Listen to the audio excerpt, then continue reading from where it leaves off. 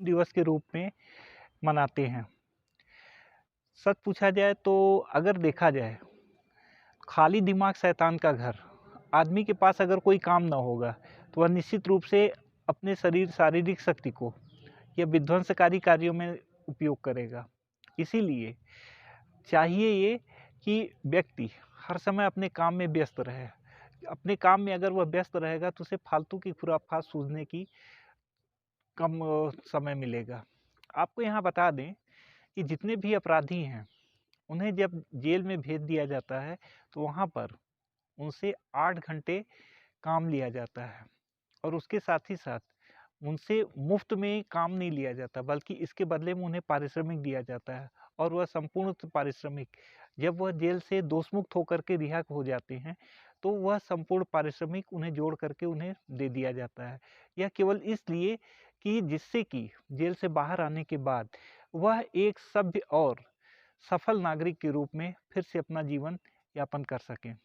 आपको मैं यह भी बता दूं कि यही चरखा करघा जो है, जिसे कि हम अंग्रेजी में लूम के नाम से जानते हैं, और यहाँ पर आपको यह भी बता दें कि यह लूम अथवा करघा जो है, यह दो प्रकार से संचालित होता है। जब कभी भी इसमें बिना किसी बिजली की शक्ति का उपयोग करके हम इसे उपयोग करते हैं और हाथ से इसका कपड़े को बिनते हैं, तब यह हैंडलूम कहलाता है। लेकिन जब कभी भी बहुत सारी मात्रा में एक मशीन से बहुत सारे करघे को हम संचालित करते हैं तो यह पावर लूम हो जाता है। यद्यपि पहले हमारे देश में इतनी अधिक बिजली की उत्पादन नहीं हो पाता था। इस कारण से बहुत से लोग अपने ज़रूरत के लिए कपड़ों को अपने घर में ही बिन लेते थे और बिनने के बाद उसे मनचाहा रंग दे करके और उसके बाद अपने परिधान बना करके पहनते थे। लेकिन कालांतर में तमाम प्रकार की मशीनें बन गई और आज तो स्वचालित मशीनें हैं। उसमें कंप्यूटर से हम जिस आकार की जो डिज़ाइन डाल देंगे, वह थोड़े ही समय में उस डिज़ाइन और उसकी संपूर्ण सारी चीज़ों को है वह बना करके हमारे सामने प्रस्तुत कर देती हैं। मित्रों, यहाँ मैं एक चीज़ आपको यह भी बता दूं, गांधी जी स्वदेशी के रूप में बहुत अधिक विश्वास रखते थे। क्यों? क्योंकि उन्होंने स्वतंत्रता आंदोलन में यह देखा था कि भारत के कच्चे सामान को अंग्रेज लूट करके इंग्लैंड ले जाते थे और वहाँ से सामान बना करके ले आकर के भारतीय लोगों को देते थे। इससे यह हमारे ही सामानों को ले जाते थे और उस पर वहाँ से अपना सामान बना करके ले आकर के हमसे बहुत अधिक मात्रा में हमसे ही हमको लूटते थे। इस कारण से गांधी जी ने हमेशा इस बात पर ध्यान दिया और इस बात की हमेशा समर्थन किया कि हमारे देश में जो कुछ भी है हम उसका ही उपयोग करें और उसके साथ साथ अपने देश की बनी हुई जो चीज़ें हैं उनका ही न केवल उपयोग करें बल्कि विदेशों में भी उनका निर्यात करें। इसके साथ ही साथ आपको मैं यह भी बता दूं कि गांधी जी स्वयं अपने जब व्यस्त समयों से खाली हो जाते थे तो वह बैठ करके खुद चरखा काटते थे और चरखा चलाते थे और उसके साथ साथ वह अपना प्रिय धुन गाना भी नहीं भूलते थे, रघुपत राघव राजा राम पतित पावन सीताराम।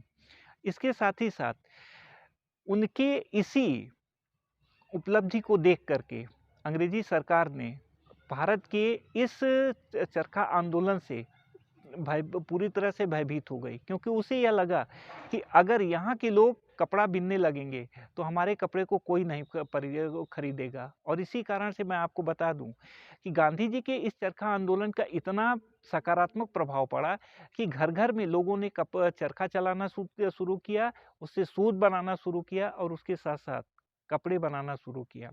और इतना ही नहीं, स्वतंत्रता से पूर्व गांधी जी ने तिरंगा झंडा जो था उसके मध्य में आज अशोक चक्र है, वहाँ पर वह उसी चरखे को ही रखा था और इसीलिए वो पूरे भारत को यह संदेश देना चाहते थे कि इसी चरखे की सहायता से हम पूरे भारत में विजय प्राप्त कर सकेंगे और उसके साथ साथ अंग्रेजों को मार भगाएंगे। आज हमारे देश में सरकार स्वतंत्रता के बाद सरकार ने खादी और ग्रामोद्योग को बहुत अधिक प्रोत्साहित करने के लिए तमाम प्रकार की योजनाओं को बना रखा है और उसके साथ साथ कोशिश हर सरकार के द्वारा यह की जा रही है कि जो तमाम प्रकार के गृह उद्योग हैं उन्हें फिर से पुनर्स्थापित किया जाए तथा उन्हें फिर से और अधिक विकसित किया जाए।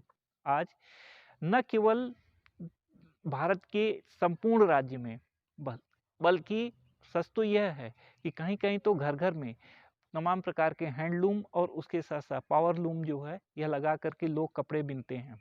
कौन नहीं जानता कि उत्तर प्रदेश में पिलखुआ में बहुत प्रकार के कपड़े बनाए जाते हैं और इसके साथ ही साथ बनारस की साड़ियाँ तो आज विश्व प्रसिद्ध हैं। यहाँ मैं आपको बता दूँ, बनारसी साड़ियों में ताने और बाने के रूप में वहाँ जो धागे यूज़ करते हैं, कहीं-कहीं तो वह सोने के धागों को इस्तेमाल करके कीमती साड़ियों को बनाते हैं, जिसका कि सीधे-सीधे केवल और केवल निर्यात ही होता है।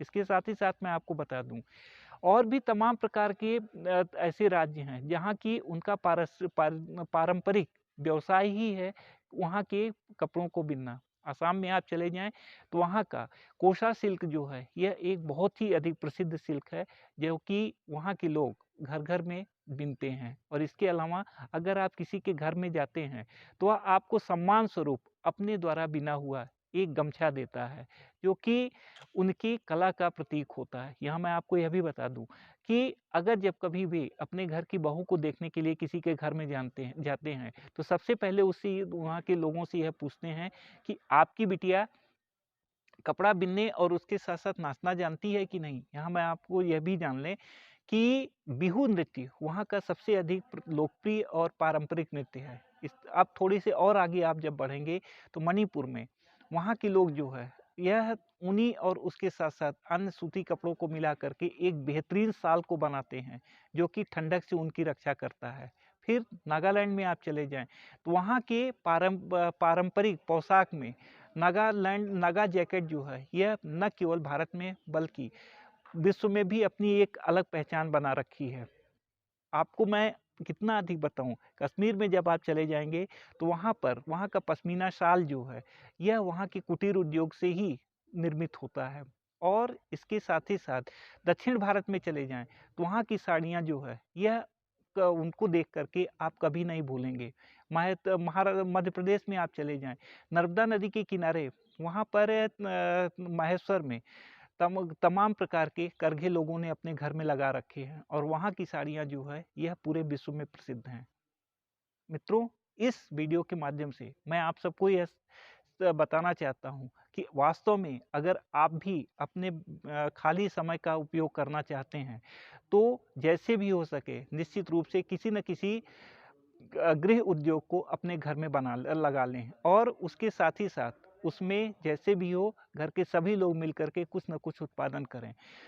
मैं तो सीधे-सी यह कहूँगा कि सरकारी नौकरी के पीछे भागने की अपेक्षा सबसे अच्छा है कि अपने द्वारा निश्चित रूप से कोई न कोई ऐसा उद्योग, कोई न कोई ऐसा व्यवसाय शुरू करें, न केवल खुद उसमें लगे रहें, बल्कि दूसरे और लोगों को भी रोज़गार दें। और इस तरह से भारत की जो एक संपूर्ण और बहुत ही ज्वलनशील समस्या है, वह बेरोज़गारी की, इसे हम और आप दूर करने में कहीं न कहीं सहायक हो सकेंगे। मुझे आशा ही नहीं वरन पूर्ण विश्वास है कि यह वीडियो मेरा आप सबको पसंद आया होगा।